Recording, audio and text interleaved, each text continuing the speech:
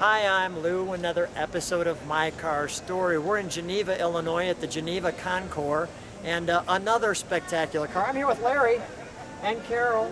So nice to see you. Larry, what's your last name? Pumphrey. Pumphrey, and I'll grab the camera as I usually do. Larry, you've brought an interesting car that people can't stop staring at. What did you bring here today? It's a 1937 Packard, model 1508 V12 convertible sedan. And Carol, how many Packards are at the Pumphrey household? I think 5. I think 5. Okay. So Larry, why the 37 out of all of the Packards?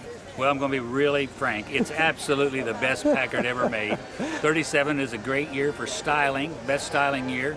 It's the first year for hydraulic brakes, first year for independent front suspension, and first year for power-operated clutch. Packard had a vacuum brakes in 35 and 36, but not in 30.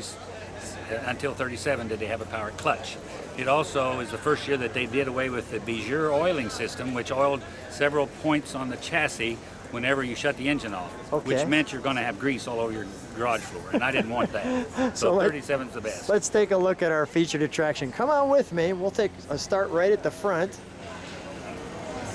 And we're going to try to, come on right alongside me, Larry. Okay. And let's take a look at that.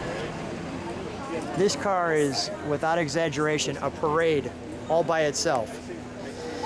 And the Packard 12. Now, tell me about was there different engines for this car, or was it always the 12?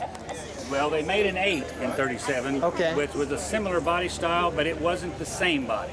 It wasn't the same frame. It was a whole different car. Parts would not interchange. Okay. This car has some accessories on it. The fog lights are accessories, and the bumper guard that you see there. This one here. Yes, that's a bumper guard. Okay. And it has a backup light back in the back. I'll show you later. All right. I just want to get that. How long did this car take to restore? You mentioned in 2009 you picked it up. I love the bullet-like headlight. I bought it in 2009, and I never restored a car before because I was kind of apprehensive about restoring it with no experience. So it took me about a year to get up enough nerve, and then it took me about 5 years to get it restored, and I finished it this spring. to get the nerve up. And these obviously open. Yes, they do. For a little extra cooling on hot days. But this car runs very cool, so I don't usually even open them. I like it better with them closed. Yeah. So I don't open them. It looks more streamlined. Sure. I guess if I was from a hot climate, I could open them and it would cool it. And although the car is a convertible, it looks spectacular with the top up. Yes, and I'll tell you what, that's the way you're going to see it most of the time because the top is very difficult to put down. It really takes about 4 people to put it down. Is that right? Yeah. I mean, you can do it with a couple, but it's difficult. 4 is better. Now, on the back, the luggage rack is an accessory, and the chrome bar on top is called a luggage rack bumper, and that's an accessory as well.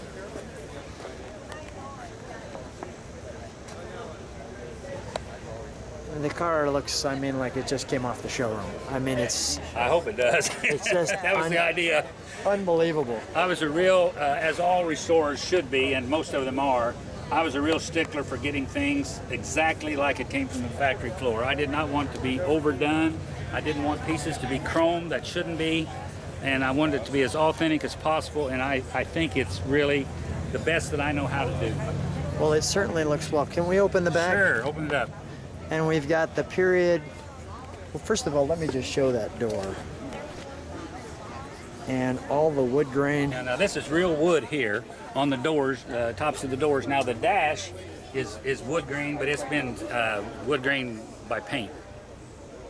And the leather in here, I know people can't get this, but this smells great. Oh, I love the smell of new leather. Holy Gives you cow. that new car smell. Oh, I'm telling you. And Carol's done such a wonderful job designing in here, I can tell. Yeah, she likes to display the car. You notice we're dressed like we're tennis stars. You know, got all the white stuff on, and the tennis rackets in back. So she likes to do that. That's her idea. I'm not sure I agree with it, but I'll go along with it. You go along with it, yeah. And look at the door here. Now this is a brake? Yep. Okay. And the pedals. Got a radio and a heater. Radio works. First of all, let me just, and is this the top of the emblem? Yep, yeah. Okay, so let me turn it like that. There you go. Okay. All right. That's the Packard crest. And then let me get the gauges here. I think it's got just a little over 100 miles on it. Most of those miles were put on before the hood and the front fenders and everything was on, because I took it out on the road and tried to sort out the mechanics before I assembled everything.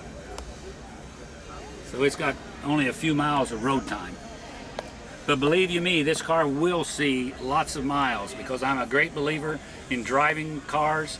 I don't want a trailer queen. It's going to be a trailer queen for a year or so while I show it to people, but after that, it's going to get driven. I love it. All right, let's open the both sides of the engine compartment, but we'll start with one. That's so classy too, right? That single handle open. That's nice. And look at that. Now that's all authentic too. There's nothing there that's been overchromed. You know what? Can we open the other side too, so we can get light in there? Sure. Yeah. I want to show what that looks like with the hoods up. Okay. Like a lot of the classics of the era, it has porcelainized intake and exhaust manifold. After this car's driven a while, you'll see that exhaust manifold start to crack off, which they all do. This one hasn't started to do that yet. I'm just getting some of the details that are on the car. There'll be a few of these that you'll read for the first time, maybe.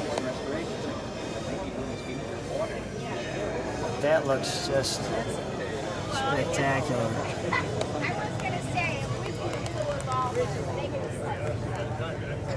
That's the data plate. It shows that it's a 1073, which means it's a convertible sedan V12, and it's 236. They started with the number 200, so this is the 36th convertible sedan made, and I think they made 41. You never know exactly, but as far as the roster keepers can determine, they make 41 of these. Yeah, let's start her up. Okay. Do we need the top closed? No. Okay. And I'll need to hear this horn sound, because I'm sure that's unique.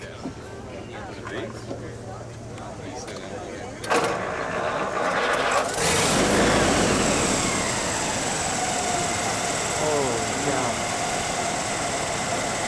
Let's hear that horn for just a moment. You can't even hear it. I know. I haven't started yet.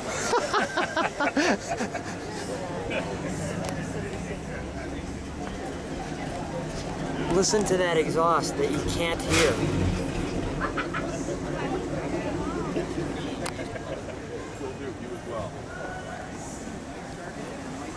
I could turn it down a little bit so it wouldn't run quite as fast. That's amazing. Well, I need a screwdriver, but it'll run really slow. They say you could take a nickel and put on the manifold or the head someplace, and it would sit there, but I've never tried it. I'm not that good. Okay, all right. I wonder if that's really an old wives' tale, but it could be true. They run pretty smooth. This one looks like it might. I don't know if I could balance a nickel on a kitchen table. Let's shut it down for a moment. Mr. Pumphrey? Well, let's. Thank you for being here. Thank you. Appreciate it. There we go. So let's shut the hood, please. Oh, shut the hood.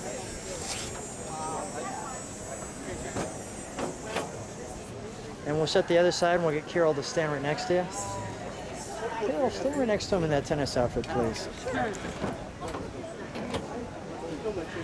Well, Pumphreys, thanks so much for bringing out a fantastic car, and thanks for being on My Car Story. You're welcome. We're glad to do it.